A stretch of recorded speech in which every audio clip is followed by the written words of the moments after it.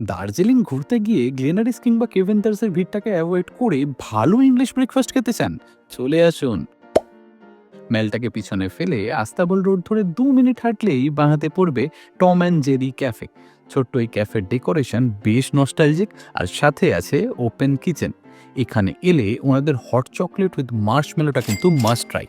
Piping hot চকলেটের thickness ওনাদের quality, আর উপর থেকে ছড়ানো মার্শমেলো ওনাদের ইউনিকনেসের জানান দেয়।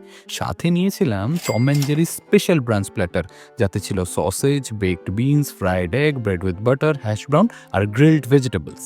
ফিঙ্গার সাইজ সসেজগুলো তুখর খেতে হলেও বেকড বিনসটা কেন জানি না বেশ মিষ্টি লাগলো। ওনাদের ব্রেড বাটার, গ্রিলড ভেজিটেবলস কিংবা ডিম নিয়ে বিশেষ বক্তব্য না থাকলেও হ্যাশ ব্রাউনটা কিন্তু এক ঘর। জুলিয়ান করে কাটা আলু আর পেঁয়াজের প্যানকেকটার বাইরেটা যতটা ক্রিস্পি, ভেতরটা ততটাই মুশি অ্যান্ড সফট। আরও এমন বেশ কয়েকটা হিডেন জেম নিয়ে বড় ভিডিও কিন্তু ইউটিউবের মেট্রোপলিটন বয় চ্যানেলে পেয়ে যাবেন। আপাতত আমি এগুলো শেষ করি, দেখা হচ্ছে পরের ভিডিওতে। টাটা।